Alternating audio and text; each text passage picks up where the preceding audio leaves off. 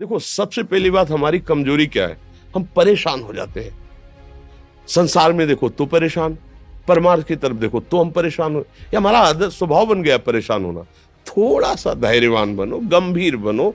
कोई इस भारी से भारी विपत्ति में परेशानी स्वीकार करके विपत्ति से थोड़ी निकला जाता। सुलझो, ठीक है, ये विपत्ति आई, समस्या आई, इसका समाधान होगा। ऐसा थोड़ी कि हमें नष्ट कर देगी। अगर अभी हमारी बड़ी हानि हो जाती है, हम कल इससे बड़ा लाभ प्राप्त कर सकते हैं। हमको एकदम बिल्कुल गंभीर रहना है, इतने कमजोर नहीं बन जाना। अब वो गए तो क्या होगा, अब वो वस्तु गई तो क्या, पद गया तो क्या होगा।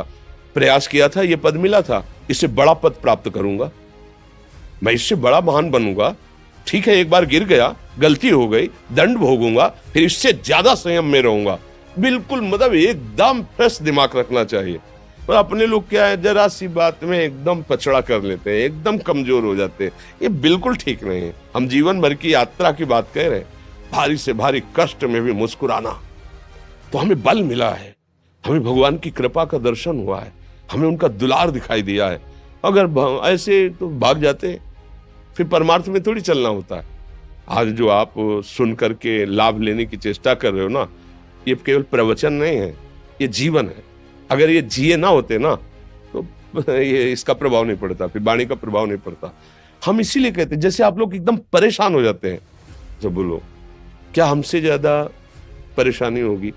दोनों किडनी खराब, दवाई लाने के लिए पैसे नहीं, पानी रखा है हम उठ के पी नहीं सकते, भीषण शरीर में कष्ट, भीषण बुखार, क्योंकि किडनी फेल, जरा में बुखार, खाने को क्या, रोटी मांग के लाओ। अगर वहां सब्जी मिलती है तो लाल मिर्च ऐसी पड़ के मिलती थी कि वो पा नहीं सकते थे। आप सोचो, पानी लाना है तो मुझे लाना है, पीना है तो मुझे पीना है।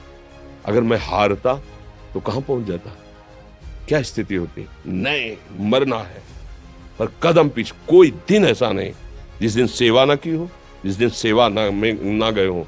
गुरु जी की सेवा में जाना है, पहले अपने को स्वस्थ साबित करना है, नहीं वो सेवा नहीं लेंगे। तुम बीमार हो, तुम कष्ट में हो, ऐसे उनकी दृष्टि परेशान थी, सेवा की, आके लेट गए। फिर हिम्मत की, अपनी श्री जी की सेवा की, मधुकरी नहीं गए, 3-3 4-4 दिन भोजन नहीं गए, पर सेवा नहीं छोड़ा, दिनचर्या नहीं छोड़ी। और उसका प्रधान कारण संयम, ब्रह्मचर्य, भगवत आश्रय, नाम जप, कभी हारने नहीं दिया। अभी भी थोड़ी देर बाद डायलिसिस शुरू होगा, हारने, आपको हारे हुए नजर आ रहे हैं। शरीर में पीड़ा है, किडनी फेल है, ऐसा तो हम स्वस्थ बैठे हैं, पीड़ा है, बार बार प्यास लगती है, थोड़ा थोड़ा पानी मिलता है, लेकिन हम आनंदित हैं, हम प्रसन्न हैं। हम लड़ाई में हारे नहीं हैं, ना हारेंगे, हम जीत चुके हैं। हम अपने मालिक के भरोसे में अपना सब बात, तो वो ये हम अपनी बड़ाई नहीं बता रहे, हम आपको बता रहे समस्या। सोचो, तुम्हारे पास तो माँ है, भाई है, बहन है, परिवार है, कोई ना कोई तो है ना। मेरा किसी ने कभी जीवन में ध्यान भी नहीं दिया, क्यों? बचपन से बाबा जी बन गए, किसी से प्यार नहीं, किसी से संबंध नहीं, कोई जानकारी नहीं, हम कहाँ हैं, वो कहाँ है, किसी से कोई मतलब नहीं। अच्छा, जवान साधु कौन श्रद्धा करे? कभी गांव जाने की हिम्मत नहीं पड़ती कि रोटी मांग ले, पता नहीं लोग क्या सोचेंगे, क्या भावना कर ले। हम दरवाजे पे खड़े हैं, क्या कैसी भाव, जो हमारे सामने आकाश वृत्ति से आया यौवन अवस्था में, वही पाया, अन्यथा भूखे रह गए।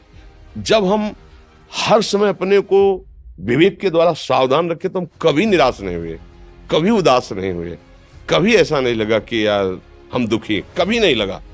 उसी का फल है कि उस सुख का संकेत मिल गया जहां दुख की निशानी भी नहीं, वही उसी के बच्चे हो। हम सब उसी धातु से बने हुए हैं। हम इतना क्यों परेशान हो जाते हैं? हम ये देखते हैं, अपने लोग थोड़ी बात बिगड़ गई परेशान, नहीं बिगड़ी तो बिगड़ जाने की संभावना में परेशान है। आज सुख है, लेकिन कल सुख छिन जाएगा, तो हम आज के सुख में सुखी ना होकर कल के दुख की आने की संभावना में हम भयभीत हो। मतलब क्या हमारी सोच रह गई? हमको इतना बलवान बनना है कि सुख और दुख दोनों हमको छू न सके। भारी से भारी सुख की व्यवस्था है तो अहंकार नहीं, हर्षित होकर किसी का अपमान न करे कि हम धनी, हम पदाधिकारी, अमुक। भारी से भारी दुख आया तो हमें किसी के सहयोग की जरूरत नहीं, हम फिर अपने कदम बढ़ाएंगे, हम फिर जुड़ी हुई अपनी भावनाओं को सजाएंगे। मस्त जीवन, एकदम तुम अविनाशी के बच्चे हो। शेर का बच्चा भेड़ों के बीच में फंसकर म्यों म्यों बोल रहा है, बस अगर दहाड़ना सीख जाए तो कोई भी उसे परास्त नहीं कर सकता। ऐसे भगवद अंश, तू प्रपंच में फंसकर अपने को इतना दीन क्यों देख रहा है? तू ऐसा है कि भगवान के दिव्यास्त्र में भी ताकत नहीं तेरे को मार सके। तू अविनाशी का अविनाशी बच्चा है। विनाशी भोगों को, विनाशी शरीर को मैं मान के इतना भयभीत, इतना दुख ठीक नहीं। ये सबके लिए, केवल एक के लिए नहीं। आप समझो, आप लोग सोचते हैं हम गृहस्थ होकर भला ऐसी स्थिति कैसे। जनक जी सुखदेव जी के गुरु हैं और राजा हैं, महल है, रानियां हैं, नौकर है, चाकर।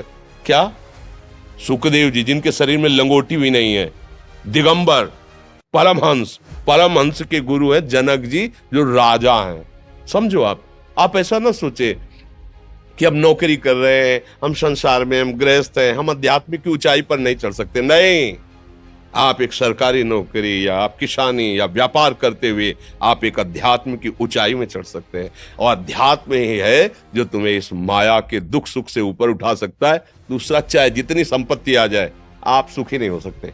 सब देख लो, आंख खोल के देख लो। अध्यात्म ही है जो तुम्हें हर कष्ट सहकर मुस्कुराकर जीने का रास्ता बता देगा कि आप आनंदित हो जाओगे। कुछ नहीं बिगड़ा। अध्यात्म है तो कुछ नहीं बिगड़ा, अध्यात्म नहीं है तो कुछ नहीं बना, कुछ हाथ नहीं लगने वाला।